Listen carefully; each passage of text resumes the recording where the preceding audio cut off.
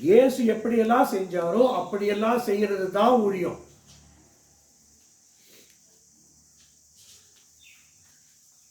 அனிதா வயசுல இயேசு என்ன செஞ்சுட்டு இருந்தாரு? அப்பா அம்மாவுக்கு கீழ்ப்படிஞ்சுக்கிட்டு இருந்தாரு. அப்போ பெரியவங்களுக்கும் கீழ்ப்படிகிறது தான் அவரோட ஊழியம். புரியுதா? கீழ்ப்படியலன்னா என்ன பண்ற? ஊழியத்திலிருந்து விலகிற.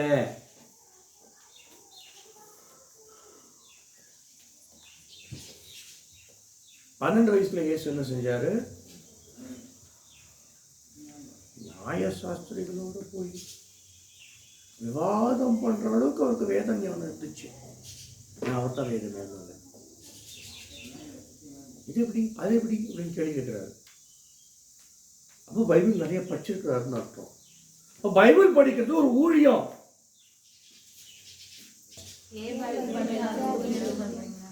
ஏன் பைபிள் படிச்சா ஊழியம்? முதல்ல உங்க ஆத்மாவை நீங்க ஆதாயப்படுத்துவீங்க. பைபிள் படிச்சா ஃபர்ஸ்ட் உங்க ஆத்மாவை நீங்க ஆதாயப்படுத்துவீங்க. ஒன்னே ஒன்று புரிஞ்சுக்கங்க, உங்களுக்காக 1000 பேர் வந்து ஜெபம் பண்ணலாம், இந்த பிள்ளைங்களாம் ரட்சிக்க போடணும், இந்த பிள்ளைங்களாம். ஆனால் நீங்கள் உங்களுடைய மனமாற்றம்ன்றது உங்ககிட்டேருந்து மட்டும்தான் நடக்கும்.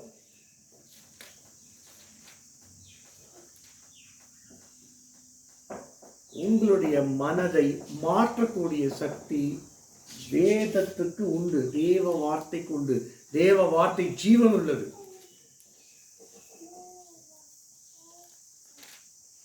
மெய்யாகவே மெய்யாகவே பைபிள் படிச்சீங்கன்னா உங்களுடைய ஆத்மாவை நீங்க ஆதாயப்படுத்திக்கணும். உங்களுக்குள்ள ஒரு மாற்றம் இருக்கும். மெய்யாகவே மெய்யாகவே இருக்கும். சொல்லி 1000 பேரை நீ ரட்சிப்புக்குள்ள நடத்திட்டு நீ நரகத்துக்கு போன உனக்கு என்ன பிரயோஜனம்? அதெல்லாம் பைபிள் படிக்கிறது ஊழியம். யோவான் 17 அதிகாரம் எடுத்துக்கலாம். John 17. மெய்தேவனாகிய உம்மையும் நீர் அனுப்பினவராகிய இயேசு கிறிஸ்துவையும் அறிவதே. அறிவது இயேசு கிறிஸ்துவை அறிவதுன்னா என்ன நேற்றுக்கு சொல்லி கொடுத்தேன் பிரசங்கத்தில். இயேசு கிறிஸ்துவை அறிவதுன்னா என்ன நேற்றுக்கு பிரசங்கத்தில் சொல்லி கொடுத்தாருதான்.